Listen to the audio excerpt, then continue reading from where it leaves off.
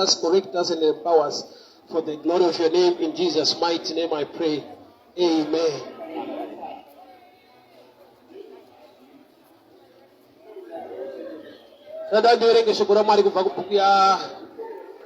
Acts chapter 3. One of the common scriptures, Acts chapter 3, from verse 1.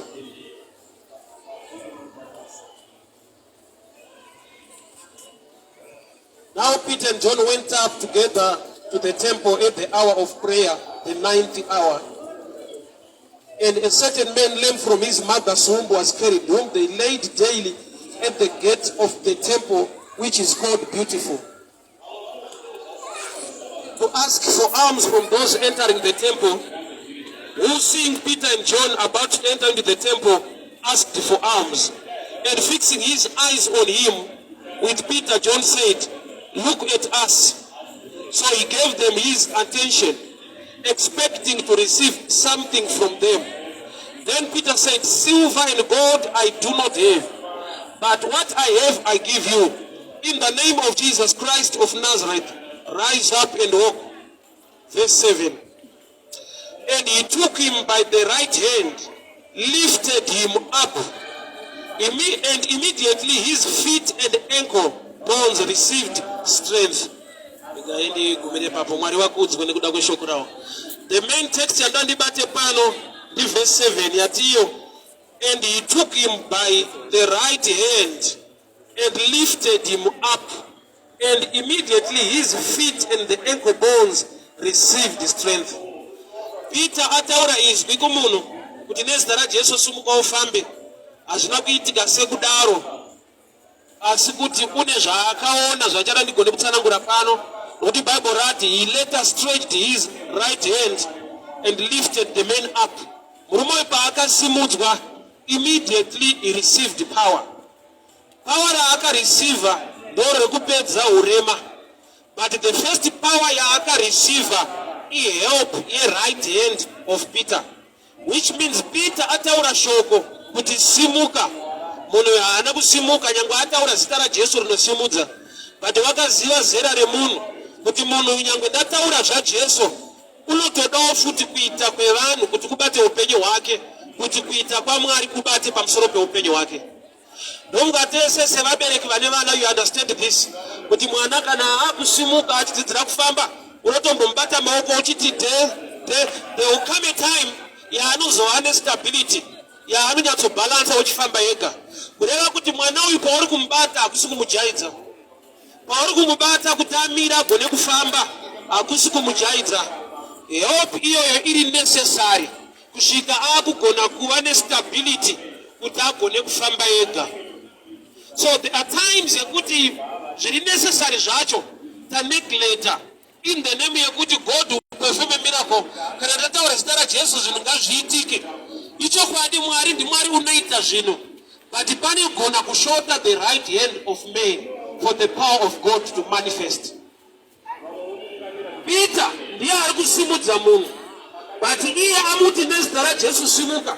Peter haasi kuramba kuti zita raJesu rine simba, but ane chaanoda kuti tigone kudzidza. The right hand of man rinogona kucause the manifestation of the power of God in somebody's lives. Izvozvo zvakagonekwa kazhinji nemamissionary pavauya kuno kuAfrica kuzoparidza, vauya vakagokuchira the right hand of man gospel, randinoti iro help yavaipa. Maybe vakauya mucommunity vaivitsa bhoho, vovaka chikoro, vovaka chipatara, voisa chechi yavo. Vanhu pavanoenda kuchipatara nekuchikoro ikoko nekuchera mvura pabhoho ipapo, automatically they will join this church votanga kunamata. Chakavadhonza mamissionary haisi the kind of preaching yemamissionary, but the right hand of man yakakoza vanhu to know the power of God. Unotonzi vanhu inoti ndoyataipinda, ndomatakadzidza, ndomatakaberekerwa. That strategy was so excellent, nekuda kwekuti kune vanhu vasingagoni kunzwa Jesu waunotaura kusvika wabata upenyu hwavo nezvinobatika kuti vagone kunzwa. Neimwe nguva Jesu achiparidza ari mubhoti raPeter, apedza kuparidza ari mubhoti, akaziva kuti Peter harisi vhangeri bedzi ringamuchinji, ndokubva akoza emiracle Peter ndokubva vabata hove dzakawanda. Bhaibheri rinoti vabata hove zhinji, akati kuna Jesu ibva ipano ishe ndiri mutadzi. Chakapa Peter repentance church, not preaching. Rakaparidzwa Peter haana kuona utadzi hwake kusvika paakabata hove dzakawanda akati ishe ibva ipano ndiri mutadzi. Which means the right hand of man matters most. Tine zvinhu zvatinogona kuneglekta tichiti vanhu havadi kunamata havadi kutendeuka, yeti pane zvinhu zviri necessary on the ground zvatiri kutadza kuisa hell as the right hand of man. Pakauya munhu pano akati atendeuka naandiri tsotsi, panopera mwedzi renti anofanirwa kubhadhara, anofanirwa kudya kana asiya utsotsi. Tikasiya the teaching and the principles of life zvinoita kuti ave nemaresources physically, anopedzisira akupinda chechi ari tsotsi. Why? Because haane mamwe mararamiro aangaite nokuti makangomudza kuti Mwari vachakuitira, but kuita kwaMwari kunomanifesta nemukuita kwemunhu. Peter haana kuti aiwa utende nokusiya una kuti vavhangeri, akaziva kuti nyange ndati in the name of Jesus rise up and walk. This man needs the touch of man for the hand or the power of God to manifest. So tine zvinhu zvataignora as the body of Christ, tine zvinhu zvataignora musociety, ichida tiri kuvaparidzira vanhu vatendeuke vane nharo. Nyangwe akada munhu kunamata, but anga achirarama netsika dzisina kunaka, we must make sure kuti paatendeuka achiri kungoda kurarama semararamiro aita, kuti anoda kudya, anoda kupfeka, anoda zvinhu zviri necessary life. Saka tinosvika patinoti aiwa kanamata Mwari achaita, kanamata Mwari achaita. Ichokwadi ndiMwari anoita kana vanhu vaziva zvekuita.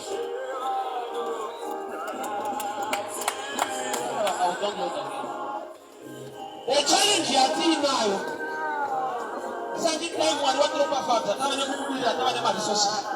Why? Nokuti pane pekuti tataura shoko munabvuma kunamata chaiva tifere, airarama neufere kumaavhenyuzi, auya muchechi mwedzi wapera, ari kuda rent mwedzi wapera, vana vanoda zvekudya zvekupfeka nekudii, vanati aiwa just pray God will provide. Iyeyo akazobackslida, it's hard kuti azonamata futi. Why? Because anoona sekunge kutandara kupedza nguva nekuda kwekuti akatozopa usatozwa Mwari pandakatanga kunamata life yangu vabva wese. Ndiri kunyika ndichitombavhangava zveutsotsi hwangu ndaitotomba mushi, but pandakauya kuchechi ndatomba mahwani manje. Why? Nekuda kwekuti anenge akanyiwa the right hand gospel. Zvanzi Peter ati in the name of Jesus rise and walk. Munhu akaramba akagara akamutarisa, and he stretched his right hand and lifted the man up. The power rakatanga kubata pamunhu uyu ipower remunhu kwetera Mwari. Munhu amira Bible ndobva and immediately his bones received power. Zvoreva kuti power raKristu rakatozouya pamunhu amira, but asina kumiswa nepower raKristu, amiswa nepower raPeter. So the right hand of man matters most. Saka pamwe pacho takazvineglekta tikati aiwa is a miracle working God, pane zvichaitika. Ichokwadi ndiMwari unoita minana, but ndiMwari unoshanda nevanhu, iye unoshanda nemaprinciples kuti zvinhu zviendeke muupenyu. Kana shoko richiti I will bless the work of your hands, make sure your hands are at work. Besides praying, fasting, Kanaka will bless the work of your hands, not your prayer, not your tears, which means your hands. Maoko ako ngaone chekubata kuti atende kuropafadzwa. Kuchema is not enough. Baba rangu rinoti vanodyara nemisodzi. Zvoreva kuti misodzi haidyarwe, but mukuchema mune zvinoitwa kuti munhu atende nyasha dzaMwari. So there are times yekuti people have trusted tears. Vanhu vavimba nemisodzi, tinochema kuna Mwari, Mwari unoita zvinhu. Ukachema kuna Mwari, Mwari vanokupa shoko, information zvekuita kuti usangane nezvaunochembera neanswer yeupenyu hwako. So murume aigara pabeautiful gate ndafara kuti kune vanhu vakamutakura kubva kumba vakamusiya pagate. Iyo idistance haana kuifamba ega, afambirwa nevamwe. Ende chinhu chandinonzwisisa chaita kuti vanhu vatakure murume vachimucheka pagate. He was a good man, although anga in a challenge. Munhu aitambika naye, aitaurika naye. Don't in life you can relate with this. Kune vanhu vanodetsera but vanodetsa kubatsira. zvakamuomera but haana discipline. Zvakamuomera but haagone kugara nevamwe zvakanaka musociety. Zvakuti ndiye anoda kumubatsira vanosvika pakutorwadziwa kuti unenge uri kutomutadzira.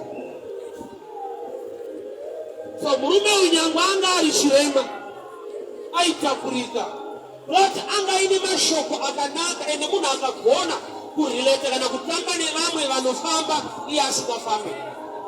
Iye kungoti tinotamba tese same crew same type ma1. Besides, iwe make a decision yekutsvakawo vane simba in a certain area dzausina simba. Murume uyu haafambe but mafisa ake anofamba, shamwari dzake dzinofamba. Saka hope yake haina kutanga paprayer, yakatanga pakuva negood relationship nevanhu vakakwanisawo kumutakura. Sarimwe shoko randingataure mandarano hasidere kutitakurika. Zvakaoma but iva munhu anotambikawo naye anorelata nevamwe zvakanaka musociety. Why? Because hope yako dzimwe nguva iri kumberi.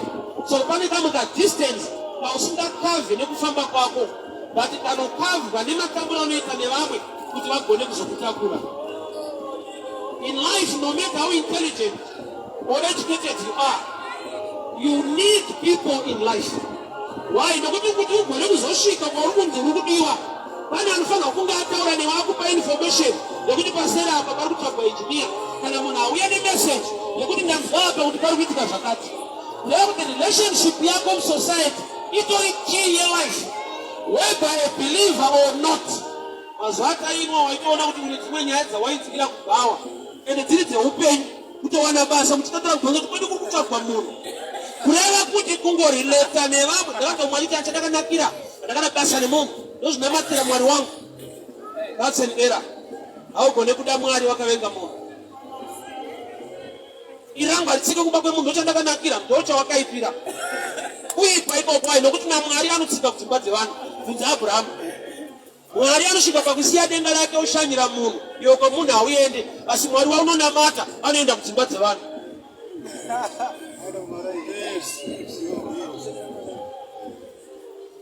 So number one key yakakonzera kuti murume agone kuwana healing yake. He was a good man, although anga in a challenge. My problems atinosangana nawo muupenyu akawanda, but learn to be a good citizen despite the challenges that surrounds you. Atinosanga koza kune munhu wokuti akanetswa kwaabva kwaari kuenda kwese anofamba ari bhita zvokuti vanhu vanoshamisika kuti tamuite ikoyo. Abva kwaabva aine chigumbu chichida kubasa kana muwanano yake atukwa varowana nemurume, kwese kwaachaenda anenge atova munhu ari bhita. Bitterness inokudinaya access kune zvimwe zvinhu muupenyu. Wabvapo wabva wagumburiswa but pawaenda havachinova kugumbura. And you never know kuti sei wasangana nevanhu ivavo nhasi wabva mukugumburiswa. Munoziva here kuti breakthrough yemurume unonzi Moses kuti agone kuroora mwanasikana waJethro mukadzi anzi Zipora inyaya yekuti Moses akava nemwoyo neupenyu hwevamwe, even vanhu vasingatende. MuEgypt akaona muEgyptian achirwa nemuHebrew akapindira fight asina kubvunza kuti nyaya iyi, kungorwadzirwa wekwake ndokubva auraya muEgyptian. Vakazomuya vakuti tinokutengesa, you are a murderer. Atiza ndobva akaenda kuMidian. Ari kuMidian akagara pasaidi perimwe tsime, vauya vanasikana 7 vachida kuchera mvura vaJethro, ndokubva vatanga kudziviswa nevamwe mashepherds. Moses ndokubva apindira futi fight iyoyo. Kwaabva ari kutiza nyaya yekubata fight yekuva munhu akanaka. Kwaasvika kune demand futi yekuti agone kubatsira vamwe. Haana kuti aiwa vanhu vabatsirike ndabata fight dzakawanda vanhu havatende. Akamira kusvika vasikana ivavo agona kuvabatsira vanhu mvura, vachera mvura. Vaenda kuna baba wavo zvikanzi zvafamba saenda una matikasikei, zvikanzi there was a man atibatsira, zvikanzi naJethro koma musina endai munomutora. That's how Moses got married. Haana mari akabvisa akabata fight. Isiri yake manje unoti nhamo imumwe aite sei? Hamba yemumwe inenge ine chekuita neyako. Josefa hope dzavamwe dzaunorapanura dzinorapanura vision yakaiswa naMwari mauri. Haugone kuenda pachigaro chawakanzi naMwari uchaenda kana usingagone kurapanurawo matambudziko evamwe. Learn to be a good citizen society. Scripture no challenge and 2 Kings chapter 4. Miracle yakaitwa na Elisha kwanza mafuta kuna mkadzi ayivashirikadzi yaikontrolwa nechinhu 1 nokuti mukadzi akanzi enda nokumbira chero zvitini zvawakumbira as many as possible kureva kuti aigona kuwana mafuta akawandisa, but the limit yaiva pakuti akanzi go and borrow from your neighbors, which means the people you relate to determines the number of containers you can have. Haasi mporofita achawanza mafuta anokontrolwa nenhamba yezvitini zvaunenge wawana. Saka zvitini kuti uzviwane uri kuenda kumaneighbors ipicture yevanhu vaunorelata navo musociety. Kureva kuti the number of people you talk to yaunogona kukumbira zvitini ndoiri kudetermine maliters awachawana pamiracle. Zvoreva kuti you can limit your own miracle relationship on the ground. Pasina Satani kana munhu akurwisa, iwe pachako can be a blockage to your breakthrough. Nekuda kwekuti unogara same community, unorelata sei nevamwe. We are in a time or in an era yekuti vanhu vakasava understanding kana maturity zvezvekingdom, community yavo inoita diki pakuti kuti mumwe community yake vanhu vanotrasta nevanotaura navo vanhu vekuchechi kwavo chete. It makes your community small when God wants to do things. Why? Because God even can use strangers. Yes. Jesu achiberekwa zvipo zvake hazvina kubva musociety yaaigara, mulocal society. Mawise men akabva kune imwe nyika. The hand of the Lord is not short, but you can shorten the hand of the Lord. Nekuda kwekuti you can make your own community. Kana mukadzi akanokumbira zvitini akapinda nazvo mumba, instruction ndokubva yati kana wauya nazvo uvhare door. The size of the room again determines how many containers can enter. Nokuti haugoni kudurura mafuta usina kuvhara door. Ende kuvhara door ndokunge zvitini zvapinda. So kana room yako iri inenge a chest box inoi, you can maybe have 100 containers. But kana yakakura like this pool, unenge wane 2000. But the miracle hiyo haisi limited to the power of prophet. It is limited to the size of room. And the room I'm talking about is your mindset. I don't know what you want to let the birds fly. Na nasi hostage ya buruku.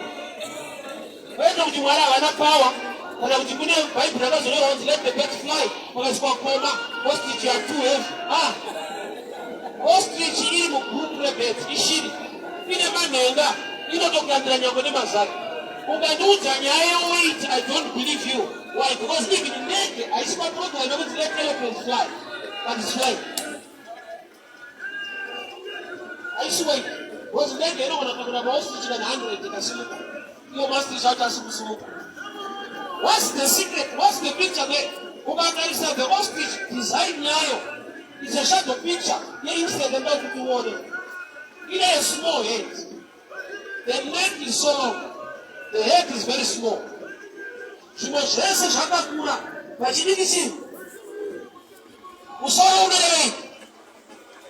So when dzikangoita shoma pamwe pacho haudi kuroyiwa wakazviroya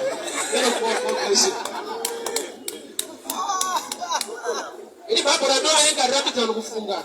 Hakuna vhesi yakati do not think, hakuna. Yandakaverenga inoti do not worry. Worry kufunganya. Thinking itori gift yakapiwa naMwari. That's why uchiona tiri kurun a world now. You thinking. My buildings are haisi creation. You thinking. Kuna akafunga kuvaka chinhu haisi minamatwe. You thinking. Mota dzatiri kufamba nadzo. You thinking. Hembe dzatakapfeka you thinking. Haisi prayer. Mind yakapiwa munhu naMwari blessing. Saka hakuna scripture inoti do not think, inoti do not worry. So, secret ilipo ostrich ilipa mind. Unazati kune vanhu vari limited, not because vakaroya or because of the devil, because of the mind. In life, most of the preachers these days, they are just motivational speakers. That we thank God for that. There are people who need to be motivated, besides being grateful. Motivation more than prayer, but prayer, they are so prayerful. Whether to charge only the mistake, but any time with the syndrome, very high. What did you I remember I love jokes so much. Tara panemu wani katunoto zomuna iti prima branda. Kaka bakuro. Achaina aka baku Hong Kong. Iyo aka baku Lilongwe. In terms of distance, waka babatusi. Ida China arbiter success. But I see distance on the ground. Keep distance upstairs. I'll give you another one. Kana mungu aine funga bidi maybe nikaenda overseas shinoita. Unazaa leo tukana kuenda London tukienda overseas. It's also the same. Uva London uchiwa kwa Africa. Ukienda futi overseas. Hizo zibali mbili hizo.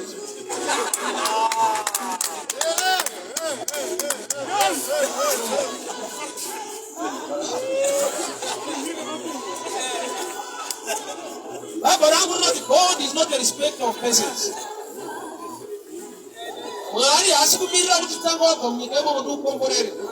He's so powerful, he can do it here.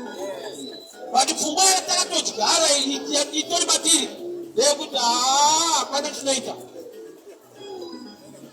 besides being prayed for, you need somebody who can motivate you.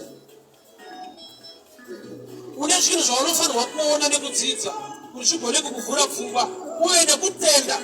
can do something great in your life.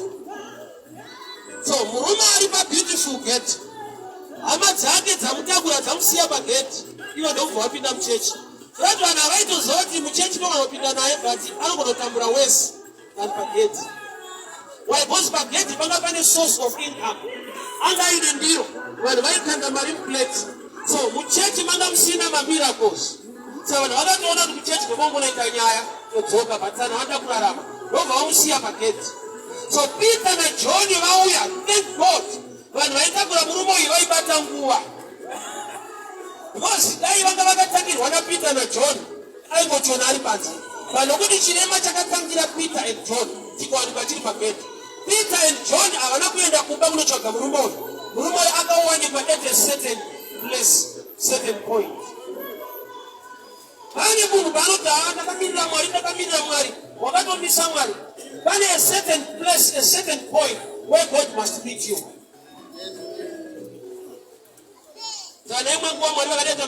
Moses,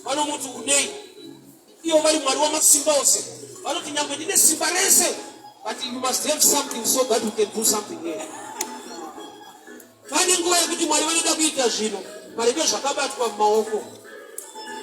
We believe in miracles. But from today, be a doctor, be an engineer. He was not teacher.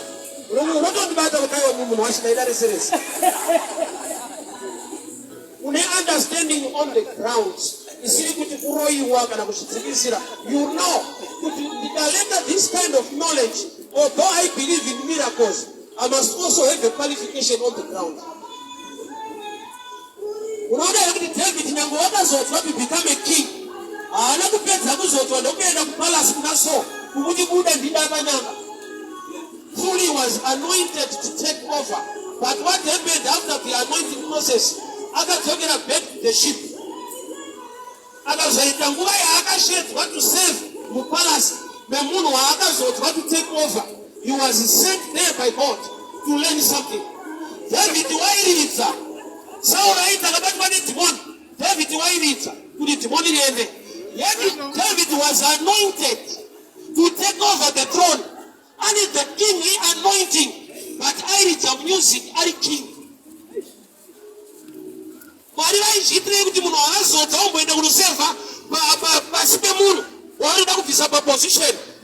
Although David was anointed, I later experienced an understanding how to run the kingdom.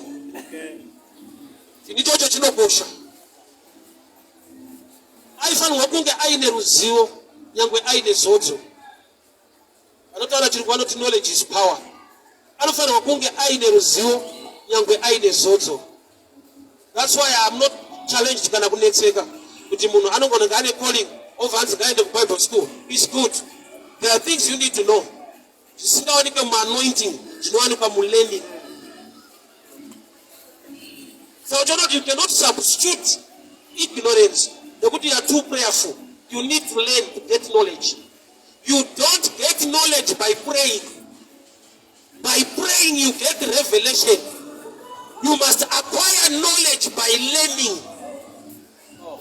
And the man is spirit full of I know. That's a danger. You need to learn something from others. That's true. Jesus an example. From the enemies. Yet my Pharisee very wrong. But just are good, but the Panichavano Gona, Mugurasika power very seniors. All right. My Pharisee very wrong. But the more wrong we more. But I so dedicated. And I didn't find a right sign, I didn't they're so dedicated. So just know that if you imagine me Murigu right side, Murugu Leka Manch, would see the wrong side. Sagaya didn't go right saying yoga. Ufare Mutsame Senchua. Bloody young when you get poisonous, but the Kakumbara Karimaini, can't go to operate now.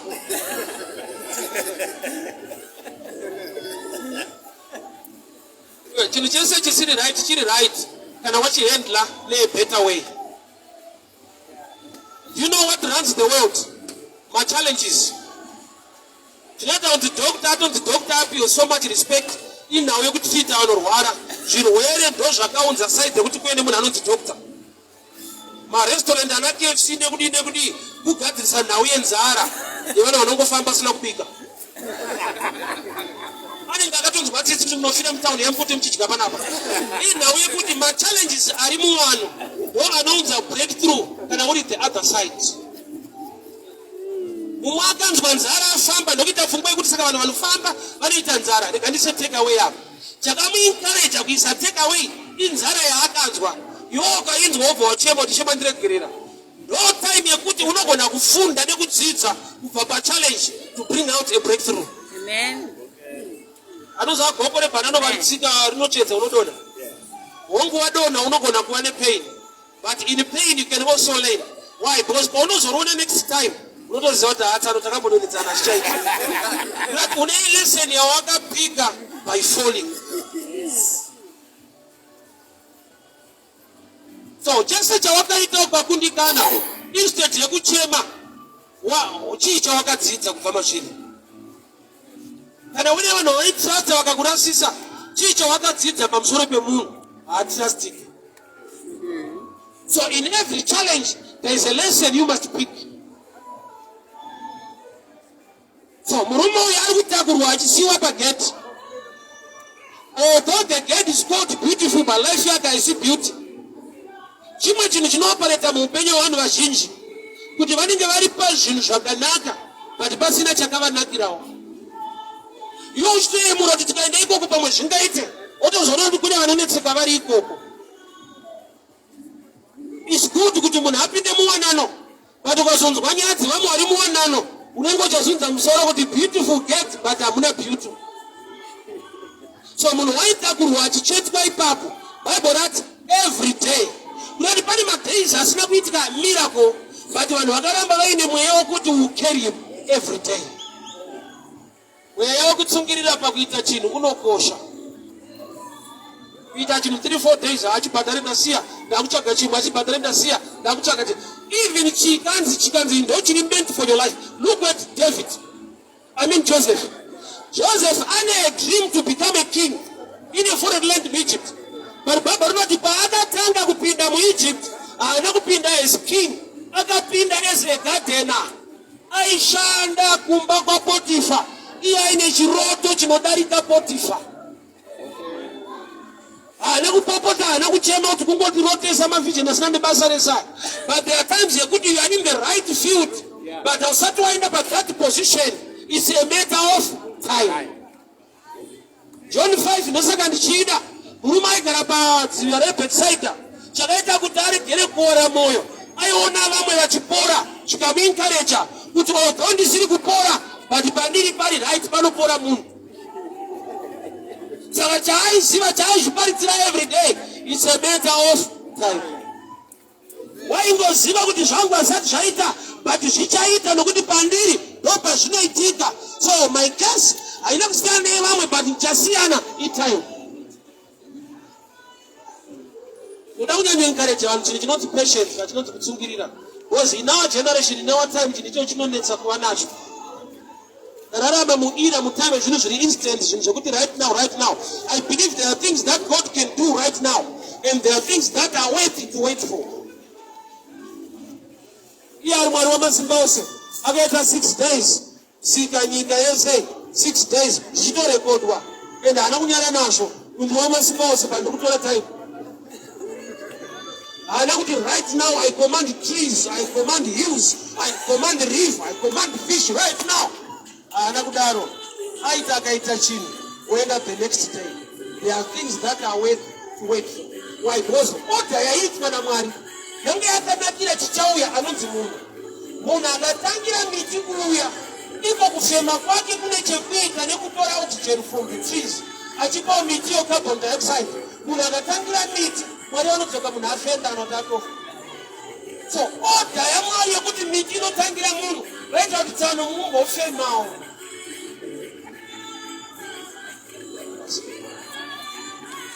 So murume ari kutakurwa achiona beautiful gate. Vanhu vakamusiya vapinda muchechi vakabuda kumutakura vaenda.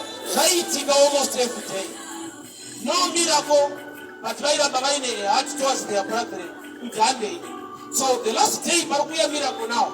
Peter na John ndokubva vasvika. Vhangeri rakaparidzirwa murume ndorakati challenge manje. Murume uyu haana problem yekusaona. Ane problem yekuti was paralyzed, haana power maorgans ake. But Peter anoti kuti look at us. Ino Bible rati vachiuya akati waona. Vandokubva vamuparidzira vhangeri rekuona iye achiona. Chaari kunzi aone chii chisingaoneke physically. Why? Ndosaka Peter akazoti in the name of Jesus watii naye. Kureva kuti ukaona watii naye unosangana nezvinhu zvausati wasangana nazvo muupenyu hwako. Tine vanhu vanoona munhu kana Mwari achiita zvinhu mumunhu vanogamuchira zvemunhu, but vanoona nekunzwa kutaura kwaMwari vanogamuchira zvaMwari. Tine vanoona munhu kana Mwari achiita zvinhu mumunhu, kogoita vanoona Mwari ari kuita zvinhu mumunhu. Saka chaunoona ndo chaunogamuchira. Saka vhangeri rapita rekunzi look at us, ivhangeri rinodenda maturity pakuona kuti rega kungoona zviri ordinary, chiona Jesu watii naye. Saka Peter akazoti nekuda kwaJesu watii naye rati pasvika vanhu 3, but iye ari kuona Peter and John, but Peter ari kuti naJesu watii naye. So they were 3. Iye ari kuona 2, and he was expecting to receive something every day. Ari kuramba ari chirema chidzokera kumba nekuda kwokuti I receive something, but musuri achadzokera akuona nokuti acha receive someone in the name of Jesus. Vhangeri pane parinofanirwa kushifta kuti ribve pa something riende pana someone. Tombobva paimba yacho tombouya pana Jesu anopa dzimba dzacho. Nokuti kana iye uinaye ndiye ane creative ability yekuita zvinhu, but kana uina zvinhu iye asipo. Saka Matthew 6:33 painoti asi chekutanga chakaiuma munhu waMwari nekururama kwake, zvese zvongotevera zvongowedzerwa. Uri kuona kuti inyaya yeoda zvinotozikanwa kuti zvinhu tozvida, but wari kunzi aiwa musatange nezvinhu, zvinhu zvinotozouya tangai naiye muridzi wazvo. But first seek his righteousness, kururama kwake, and the things zvinhu zvogotevera kana kuwedzerwa chiripo apa ioda. Nokuti ukatanga nezvinhu iye asipo, pane waunowana kana watangira kuzvinhu, but ukatanga naye ane zvaanokuwanisa. Ukatangira kuzvinhu une zvaunosangana nazvo zvinorwa naiye. It's possible kuita zvinhu usina Mwari, but peace haibve pazvinhu. Peace inobva muna Mwari. Iye sei achinzi muchinda werugare. Peace is a person. He is the Prince of Peace. Peace ndiye rugare, ndiye anokupa kuzorora. So murume uyu ari pabeautiful gate makore ensa ari chirema, he was receiving something. So mind yake was programmed kuti akaona vanhu vasvika, you must expect something. Saka paakaparidzirwa nekuti silver and gold I do not have, ndotera akapohekana kuti pano ndakagarira cash makuti hamuna. Musi waakafamba ndomusi wakaparidzirwa rinopohwa. Hauna kundinzi. Musi wakanzi mari hapana ndotera akafamba. Mazuva aiwana mari aizokotakurwa asingafambe. Kuda kuti pane musi unouya rinokupohwa kuti usimuke. Rawakagarira handiro but panotouya rinotoita sekuti unozozwa kuti varume muri kuziva zvandainga here. He was expecting to receive something, so aitotarisira mundiro kuti muchadonha mari ndobvanzwa vhangeri racho riri kupikisana nendiro yake. So there's some preaching vhangeri rinogona kupesana nendiro yako. Zvaunoexpecta dai munhu wamwari ataura zvapinda mandiri unozoona kuti ndenge ndiri kutopindurudza nyaya yacho. He was expecting to receive something. Peter ndobva silver and gold hapana, asi nezita raJesu watinaye simuka ufambe. Someone are greater than something iJesu. Having something usina that someone is danger. I've seen people committing suicide very rich. Yofunga kwende kuti tapuka murichi musoro bvanya dzangu unofiwa kurichi ikoko. Zvakuti unoshaya kuti ine mari iri muaccount anozvina iri munhu. My challenges in life, especially are spiritual. I have to get the amount of money in your account. And you are name Namoya winner. I don't know both sides. Then Namoya say, my chin not to roll a foot. And I wouldn't want to come here to Mona Shadow Man, I sat out you, Quackaro, you answer the fact. I'm not going to have but that's from a one. And over Shai, want to put someone along to Jesus. Vanabasa kuti hauna chinhu vanokupedzisa. So kati hapasina ilipo vanondidi vanokuuraya. Aizvo. Dai Satani aita zvetsitsa aitambudza here chembere nemadhimoni. There was a time andaenda kwadentist ndaudzirwa zimuso kwadentist. Ndikaona kamufana karitori uniform vakazvibadama kudai. Katouyawo ngasaka zvirwere hazvinyara. No. Zanokuchadei mufana asiwa takurwariwa kuru. But Satani wacho ari rough. Anokurova uri kuprimary.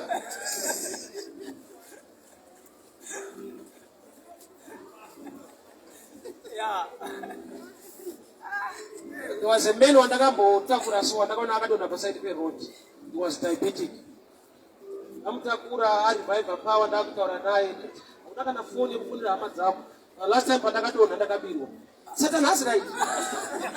Adonha neshuga matsotsa kutoshedzera kuti pedzisai phone. So we are living in a wicked world. Kana kuti vanhu vatokunzira tisina kuti zvakaoma kudai so vanokupedzisa. Kuna anokunyara kuna anokutsvira tisi. Saka ndakabatikana. Kana handina kokambudzi kangu ndichiti ndikadonhawo ndisina kana help yekudii vanhu vakasvikawo pandiri vanogona kufona. Ndakatiri kubvisa last time ndakadonha ndakazopepuka phone hapana. Vakomana vabira munhu ari diabetic vakomani. Anonoziva kuti sei mapofu titukaisa mari vanobvisa. Vanotorohwa. Ndikati iri rafuka. Asi kuti mapofu anobirwa. Enonobvunza sei tikaisa mari anobvisa isa momo. Ndiro inogara iri empty. Kuna vakomana anonzotora change. Asi naye aisa kungotorawo change imo. Saka ukasatsvaka Mwari ukasanamata uchiti vachandinyara mamiriro akaita zvina vanhu vachandipfira tsitsi nyika haina tsitsi nemunhu. Ane tsitsi nemunhu ndiye andituma kuti paridzira hama dzako kuti ndini chete ndogona kungada kudarika zvakataura Mwari. Murume ari pabeautiful gate chaiexpecta was something in monetary form kuti mari ngaikandwe mundiro iri kukandwa mazuva ese. Chiona disadvantage iri pari. Mari ikaiswa mundiro pakudzokera kumba kune vanomutakura zvapachena kuti vanomutakura vane chikamu chavo chisindiketi kachidhiriji wozokavanyima mbitana mangwana utakurwe kuda kuti kune vanga vakubhenefita urema hwake nyika iri wicked kune vanhu vanogonoitirwa mushe neproblemu yako. There was a time ndakanzwa munhu achikomplaina musikana wedu webasa ati hasisiko ndikati nda ndakadzokera kuchikoro havadi kuti afunde vada kuti asvari house girl asina kana chikoro kudiwa zvekuti vanokudira kuti usafunde. Nyika inobhenefita nhamo yako ukangoda kuita improvement watova enemy ukangoda kutsvaka chakanaka chinovandudza upenyu watova enemy. Vada kuti urambe uri garden boy urambe uri house girl urambe uchichaira pakambani ukangoti ndadambondikwanda kuti ndichienda kuchikoro ndipeiwo nguva kuna bosi vanoti aiwa ramba uchichaira havadi. Vati kuna anoda ndiye andituma kuti tishumire ndiJesu.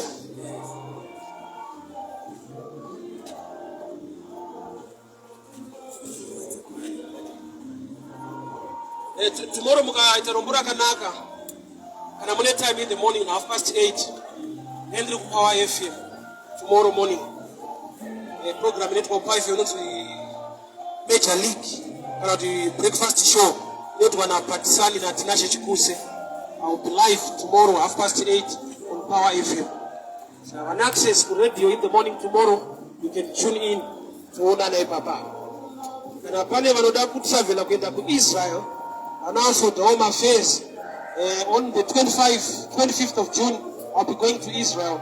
Negati mukachikwata ndikuenda napo but the room is open kune vanoda kuenda but apa mari yacho apa manje. But baby ngakodaro chida kuenda uchizvafuta. We are going to Israel 25th of June and I'm sure tichaita a service yatesa live on Facebook tiri kuIsrael ikoko. So kana pana aripo ndakuenda you talk to me later Facebook kana kuya kuinbox we continue. So murume expectancy yake is something but something here for a long time aina kuchinja life. Upenyu wako wakuda kuti umbopota uchita revision kuti zvidazviita nguva refu izvi but hapana chiri kuchinja. Kuramba uviri chirema uine mari haisi breakthrough. Breakthrough ndeyekuti ivhiri usina mari yacho but wakugona kuzvifambira. Yekupiwa yakasiyana neyekushandawo. Fara kuti pana vanokupa but fara kana wakumeka yako. Wozwa mumwe vanokupa vanokupa change ko yekupiwa haisi salary auti yashota aishoteka. Unakakupa $5 ungati yashota yekupiwa aishoti yakakwana but haizokukwanira. So paagere pabeautiful gate ari kurarama nevari kuisa mundiro but vhangeri raJesu nderekuti achisimuka abve ipapo. So Peter ataura izwi iroro in the name of Jesus rise up and walk. Murume yakaramba akangogara akamutarisa sei asiri kusumuka handiso zvaanoda paakagara apa anoda kusumuka kana mari yawanda mundiro. Saka Peter ndokubva atisika kuti randamuparidzira harisinyatsomuitira but nokuti ini ndinotenda kuti Jesu anoita zvandataura ndokubva atambamudza ruoko he stretched his right hand. Acts chapter 3 verse 7 paakamusimudza immediately his ankles received power. So simba raJesu rakauya pamusoro pekushanda kwesimba raPeter.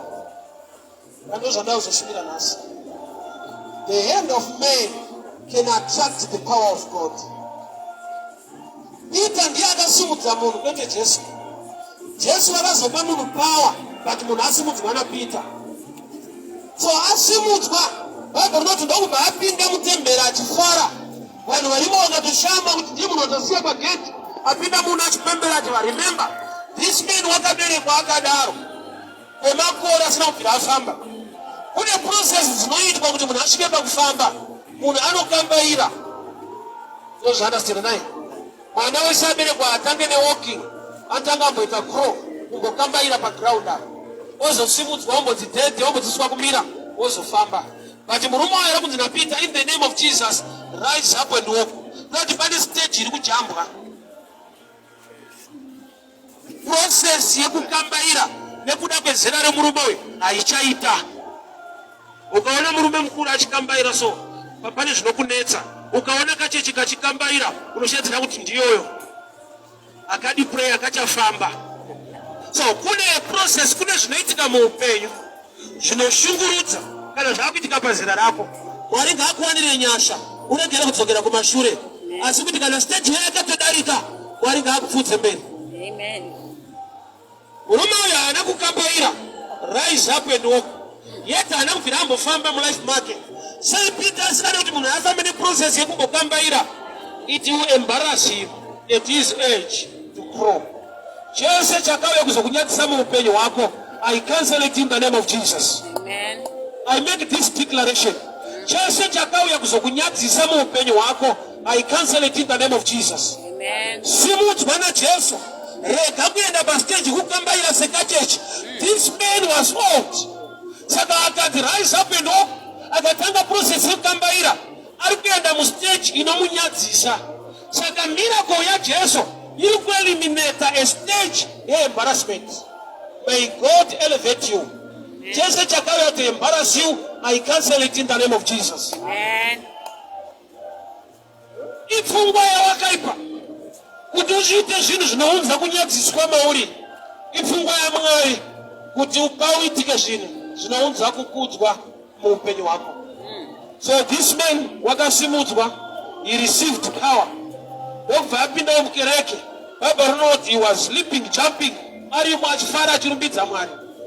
Chinhu wani chandinoda kuti uone chinobohwa uye chichinakidza. Pane vanhu vanga vaisa mari mundiro. Peter asati asumudza munhu. Vanhu avaisa mari vachiti kubatsira chirema. Ndobva uzochiona muchechi chine keshi chaakufamba. Pfungwa kwako wakanzwa sei? Ngotaura kushama. Nokuti dziri dzimwe type dzine dzakuda recovery. Kuti tsani vatakupira iye yapere ndipe mari yangu. Saka ndoda kuti uone favor yakaitirwa murume uyu. Wopiwa mari yekunzi ufambe. Jesu wakupa simba wofamba. Wakufamba une mari yako.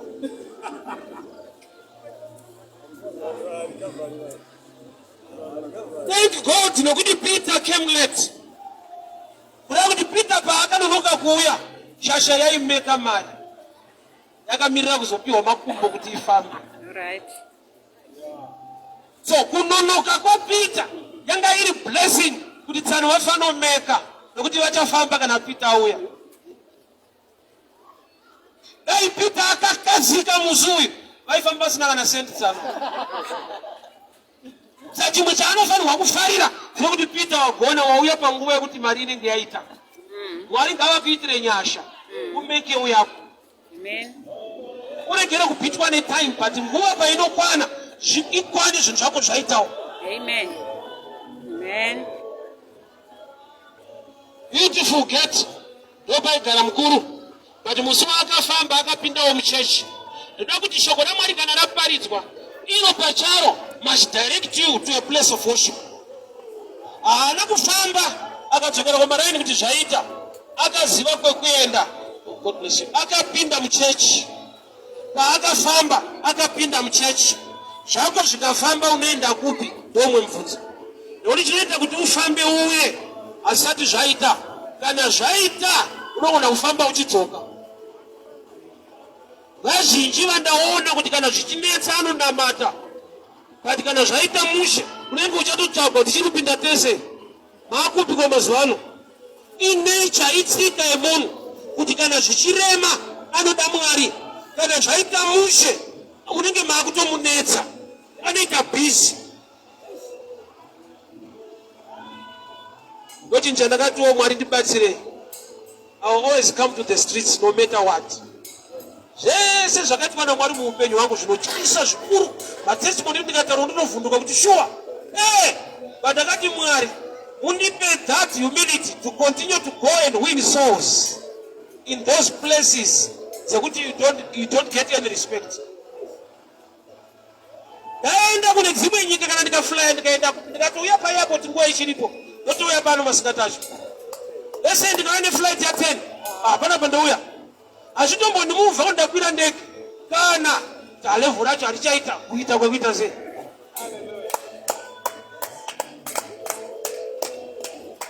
Nezvese zvakaitwa naMwari muupenyu hwangu, I can still come here.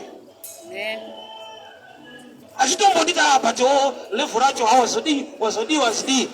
Nasanga nezvinoitwa naMwari zvinoshamisa zvakakura.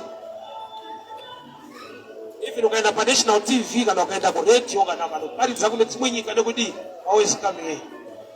But unozwa kuti mumwe zvikaitika kwari izvozvo inenge yabye. Ndakanzwa mumwe kuti Mwari akakusumudza iso muchabva kuparidza muroad tienda mamalevels. Ndokwandenge nditobva nchiya pano kumalevels. Because at that time sekuti munhu anokutora izi kuti akaparidza muroad ndofunga wapfana kuti dzinoparidza adati Mwari amusumudzewo. Ndakatosumudzwa titoya kuno. Somebody approached me and that's my prayer. I want God to raise you so that you can be international. Which means nobody was on the passport. I'm going to you to pay. I'm not going to pay. They will expire. I'm not going to look. What they have paid up to you, but they didn't make it yet. Nobody so yeah, so I never have one place. But I'm going to shoot the way down. Make us a good as me. Ufurahi uzo yako na kufari chini asikumira. Kachini chandaka kumbira kuti Mwari ulipo uzeredza iko. Kana ndikana home show plus nemagara nekudi always come here. Why? Because I want people asangana nenyasha. Vangeli grace ndio ndakafungwa nalo. Kumwari unaita nyasha kupeli wao. Aunamza uende kunaendeka nokuti nyasha dzacho dziripo. Imagine this man asiwa pagate nevanhu vapinda muchechi vati pakubuda anobuda vese. Kuti pavakakusiya havafaniri kukuwana ipapo kana Mwari akuitira nyasha.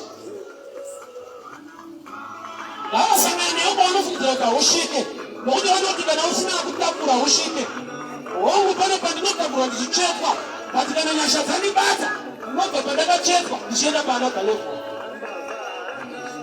Ariko Mwari iyeyo kana akaitira inini vanogona kukuitira. Pandakaya pana pa 2007 aifamba kubva kuwadzana kunditsoka tiya kugara apa lunch hour ikakwana toparidza pachinoenda padhuze ivo kure kwadzana papa padhuze kutozvona mazvaunoti kure kana ndidhiva. But I want to show you something. Kuna Mwari unokubvisa kwaiseka unobvika iko zvinoita. I always tell people, tell me tinobuda mukatenda kuchechi on Sunday. Vanangu vasikana varipani prayer. Vari pamberi kumashure. Unenge wachabuda musoti. Vana vane mota yavari kumberi vabereki nomota iri kumashure. But ukabviwa kaifamba netsoka ubva kuwadzana chizoparidza panapa. Vanhu vachitaura zvavanoda asi Mwari nokubva aita zvaaitawo. Uye nokudira Mwari wacho vanaitaura zvavanoda Mwari achiita zvavanoda nemunhu wake. Tosangana kumberi.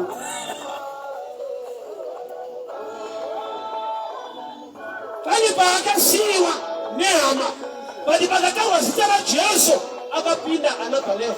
Vakanoti wakapinda muchechi. Kuti kana akafambiswa medistance nehama pane medistance dzichafambiswa naJesu chete.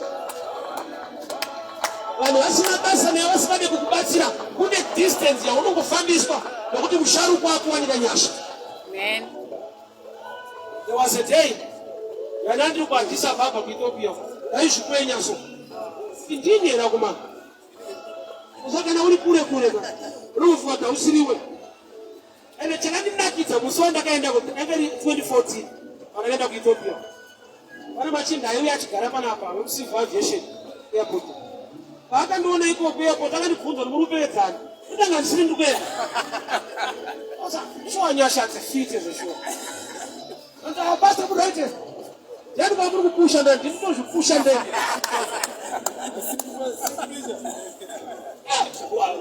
Vanhu vane picture yaMwari anoita nevamwe vanhu asingeti nevanhu kunyangomba wote. Ndakazokudza kuti newe Mwari anoita zvinhu. Amen. Mwari.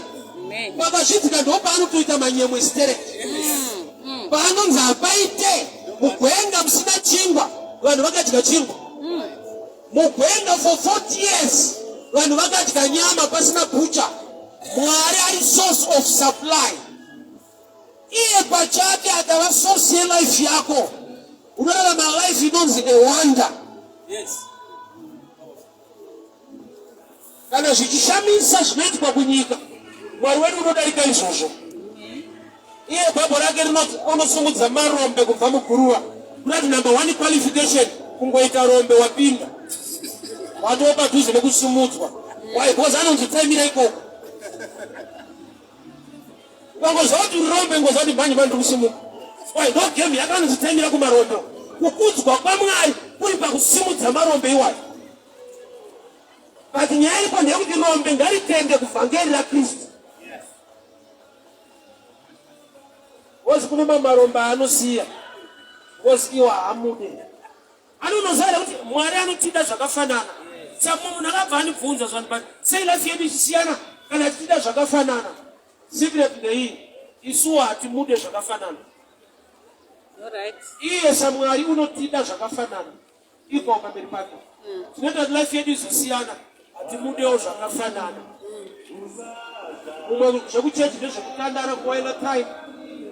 Mumwe kutorevesa kuda Mwari nemwoyo uchinamata. Mumwe kungozotsvaga kuti kana zvangu zvaita. Saka iye mati anonzvera mwoyo. Anotoziva kuti une plan B kana kunamata kwashupa. Saka ndakuzokuparidzira ndeyekuti murume ari paBeautiful Gate, musi waakanzi nezita raJesu ndopaakafamba ega. Hama dzangu pane patinotakurwa nekufambiswa nevanhu. But kana taakuda kuti zvedu zvichiitawo tega, taakuda Mwari. Ene vanhu vanoneta. Ukarwara nhasi ukaenda kuhospital, so the first week vanhu vanouya mavhiziti avo vachikuona.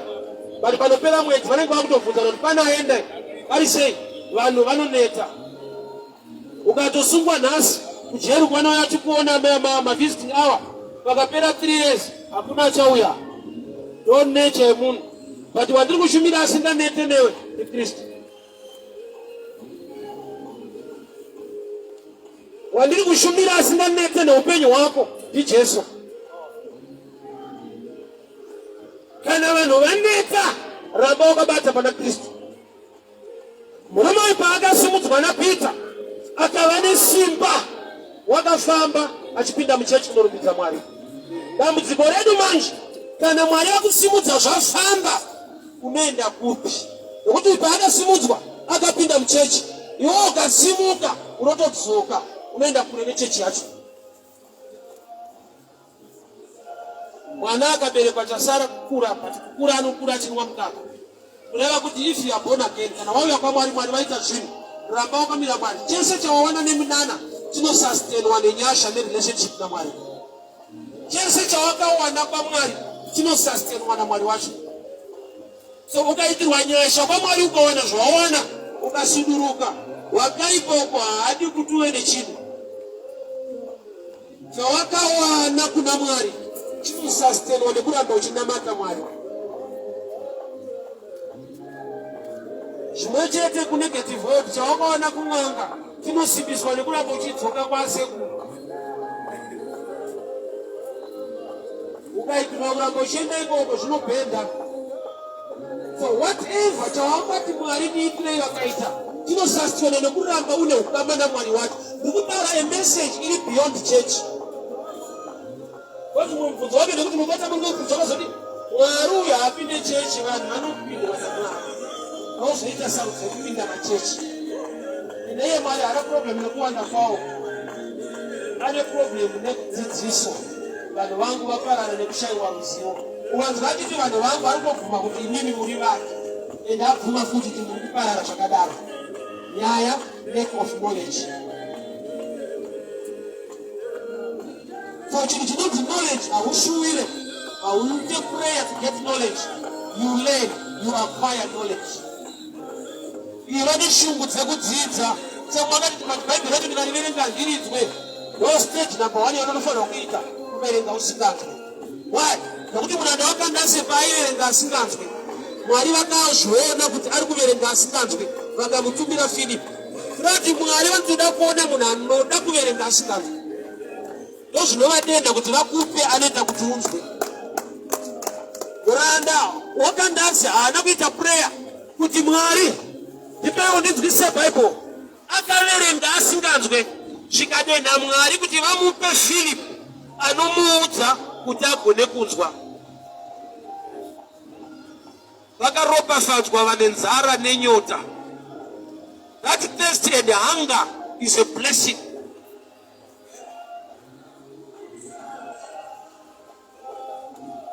And I want people kuti nokutinzwa ukariverenga mweya mushena akarivhila chinhu kune inonzi personal revelation yaleka vazhinji yekuti vakapiwa revelation ine chekuita necongregation but vasina iri personal. Kune zvinotaurwa naMwari pamunhu sezvaari kuti kunana Gideon, enda unorwa, enda nevarume 300. Kana akushanda naSamson, enda wega. Personal revelation.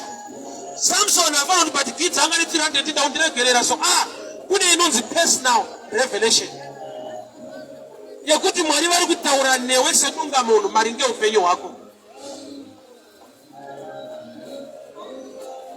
So that thirst and hunger ngairambe iri mauri, nzara nenyota yezvinhu zvaMwari. Prayer, fasting, giving. Maprinciples ese ari kushoko raMwari anoda kuraramika. Nokuti munozoti but mufundisa vandinamatira zvinoita. Kune zvisingaite even wanamatirwa. Zvinoita nokuti waziva zvekuita iwe semunhu. Kune zvaunotsvaka kuprayer zvisiku ende Mwari zvaasingaite even paitika prayer. Kingdom yaMwari ine anonzi makeys. Peter, I give you the keys of the kingdom, not the key, the keys. Kana kingdom ine makeys, which means kune ma different doors anounlockwa nema different keys. Panounlockwa ne prayer, apaunlockwa ne fasting. Panounlockwa ne fasting, apaunlockwa ne giving. Panounlockwa ne praise ne worship, apaunlockwa ne chimwe.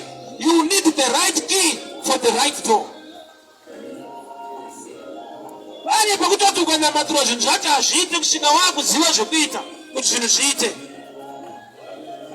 Saka vanhu vanzwa nekuchinja machechi weza wakati every issue ada kuti anamatirwe.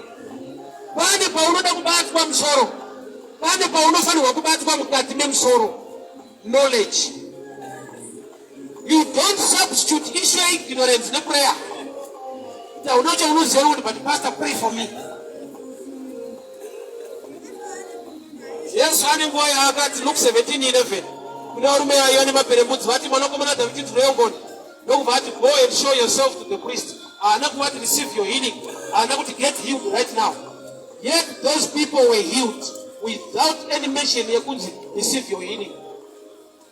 Vakapora nekudii pavakanzi endai munozviratidza vakanoti vari munzira right obedient to the word ivo vaine leprosy yakakoza healing. Not healing yao yanga isiri mu prayer, yanga iri mu obedience to the word. Vanhu vakaporeswa naJesu vasina kuti porai. Vakanzi endai. Noti mumaigona kuti saka hasiziva nyaya yedu. Kutorwara tisina zvokutumwa. Saka kazhinji kacho Mwari anotanga ari off topic. Kana usingazive the plan of God or the move of God, it seems as if it's off topic. Nokuti pakashota wine pakana akatitisa vanhu mvura kwete magrapes. Because wine inobva mumavines, vine hatinenge ine magrapes. But pakashota wine hakuna munhu akanzoenda kumunda kumavines. Vakanzi fetch water. Zvokuti waigona zonotsana hausiziva zvaitika. Hatiripo kungwarisana nomukwenya kuti ishe haisi mvura yashota. Asi vanhu pavakateerera vakatuta mvura. Danzi mkuru wemutambo achinwa akanzwa yashanduka kuva wine. So hapasi pese paunotarisira kuti pachanzi be healed pane chekuita nehealing. Luke 17:11 arikuisa pachena. Some were healed nekupinda murodhi vachienda kwavanzi vaenda. Being obedient to the word. So kazhinji munhu ari kupfugama ndinamatira itaura inyasha mukumwa itaura izvakati kune zvisingaitike nokuti wanamatirwa even hakunamatira ari munhu wamwari chaiye. Izvi zvaita kuti vanhu vazhinji vachinje machechi tapasa vacho hana kaukira achinamatira hapana chiri kuita. Hausabhusichute zvaunofanirwa kuita nokubatwa musoro. Kingdom yaMwari ine makeys. Ndakadai pafundisitaita professional to a level ndakafana nemadoctors. Handikuona apa kazoptizhena uya anoita nezvemaziso atori doctor qualified but zvemaziso. Kuna anoitawo zvemabhonzo, kuna anoitawo zvemakumbo. Uyu kana akabhuroka ukaenda wakakuwara gumbo hati zvakaoma rikatingotira titoriwo chiremba. He is so professional zvekuti anything tisinei nekuita nemaziso anokuti no. But isu manje because of looking for members you try anything. Chausiri called and anointed to you try to get members. Unonzwa nekunamatibwa upenyu tikuita wese uchitanyiswa uchidii wati kwawakaenda hakuna nyasha dzauri kutsvaga. But nekuda kwekuti we want members takati Mwari ndaye kubatsira. We are meant to win souls. Edition yemamembers ngaiitwe naMwari yakuparidzira wane sarudze kuchechi kwaunoenda chiregere kundigohwa. Why? Because I'm not looking for members, I'm looking for souls. Why? Because kana ndikakuti chipinda kwedu iwa une mari yetransport yokuya mutauni every Sunday hauchanamati. Baba utogara kuno muharare wangu mbira uri kuchinoi wodii. Ifa kunamata afanirwe kuoma, kunamata mufaro haisi hondo. Iye muridzi wacho anototi mutoro wangu dzoku rangu rakareruka, takurai rangu nokuti rakareruka. Ukanzwa richirema usashinge. Kingdom yaMwari ese vanhu vakashinga vanhu vari kubatsirwa nenyasha. Unofanirwa kutura ubvunza kuti hamuna zvenyu zvamazoisawe wozi zvakurema. Hazvati munguva yekuti kuona munhu waMwari kunodhura than Mwari wacho. Vari maharara. All unto me I answer thee. Kuti wane nhamba yaBishop kudhura. Munhu waMwari anodhura darika Mwari wacho. Sei Mwari akazvidaro. Kudawo iwewe usina chimoyo kune kudhara. Siyakomana tuya kuno. Iwe pawakabvira kureizi yekuona mukomana wawo. Call unto me ukuchaya. Inokwana kuti kureizi inokwana. Kunamata haisi hondo. Haisi punishment. Haisi nauye vanhu vanazvo. Nevanhu vanotenda kwaari. Amen. Wachiri common patiri. Whether rich or poor. Connection yedu na Baba, faith. Whether she, faith. Now our gospel unofanirwa kuva rine faith raising more than fund raising. Faith raising. Vanhu vakure pakutenda. Isu we are not meant to keep secrets as zvinoitwa nen'anga. We are meant to reveal things of the kingdom. Why? Because mari yen'anga iri pamasecret. Haimbofanira kudza mushonga inongokutambidza kari kamuti kakaoma. Hapana painokubata ruoko mopira mugomo onzi waona kana zvadai neuyu ikadaro maatumwa basa rinopera. Mari yen'anga iri pasecret baba. Wakapiwa kari kakwata wambozati muzhanje musasa muto unongoti maita sekuti vanzati kana kakaoma umbokariita. The kingdom isina ropa nenyasha. But the kingdom of God, which is the kingdom of grace, we are called to reveal the secrets and the mysteries of the kingdom. Then, Mwari anokuda wakadaro, but church inogona kuda wakadaro.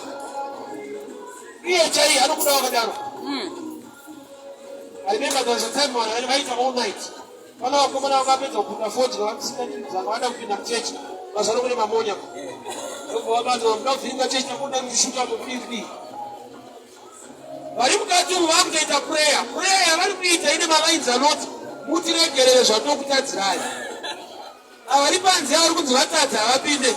Mukati muno motadza kugara vakutoregererwa. Taona timu iri padhoo apa iye haisi kunyatsodzisa zvikuitika.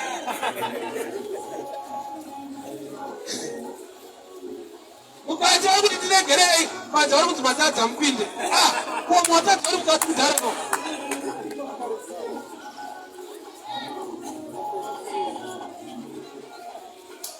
Maybe area yatakaita sevashumiri, the blame is on us. Takaya nevhangeri kuti siya zvakaipa kunamata. That's wrong. Unouya kuzonamata kuna Mwari ane simba rekuti usiye zvakaipa. Zvakaipa kuona kuti chiita haisi choice, power. Was no choice haudi. Enda pane chifewo kuti Yesu uri. Kupomota. Ndozvaanoita, ndozvaanokurarama achiita. Kati haadi. Vaja utowani mototsi unoburana. Ikoti ndozvanorarama achiita kati haadi style. Kurakuti haaite by choice. There is power kunesimba rorarama ake. Saka ndiko kunisiya zvakaipa unamata. Watodzivisa kunamata kwacho. Nokuti chinoita kuti asiye isimba repinda maari nosisa. It's more than choice. Vanhu vakaenda kuzvifewa isusu taitorokufungawo matiriko. Wapedza zvaungotinda unyatogara kuone mubhedha zvaunyatsoti hapana zvamunoita. Handidzoke futi. Ifood thinking haisi power. Come Friday, ngofura kutoona kuti kuri sei.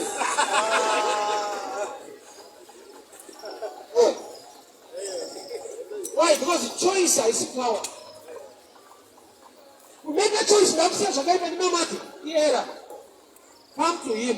Make a choice. He has now one day and not empower to say this. So I couldn't go along with very serious. So what is so much time about you? I didn't get away.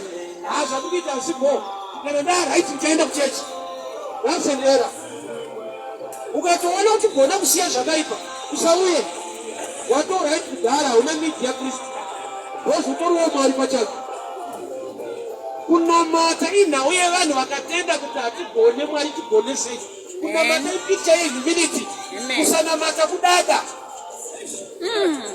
udza Mwari kuti ini handidi kusiswa nendikatosiya ndega kuno vandasiya toona naiko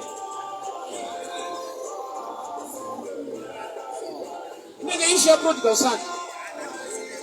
Komana sina kubvira aenda kunzo.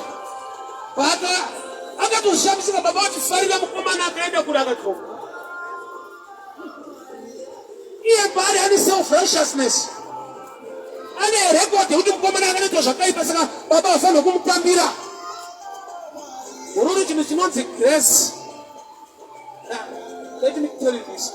Nzvimbo icharwadza vanhu stereki pane kuti vafare kudenga. Okuchapinda taiti yekuti webva yozona kuti ndira Mwari zvishoma. Endira kwanga singapinde. Imagine Jesu akatakura mbavha. What a bishop taught. Wakabirwa ufungo wako anonzwa sei. Kuti akakunyudza uye akatopinda. Ndeno izvi. Chikacho munhu akakunyudza laptop yako aripo. Uyozona ndira Mwari zvishoma. Denga.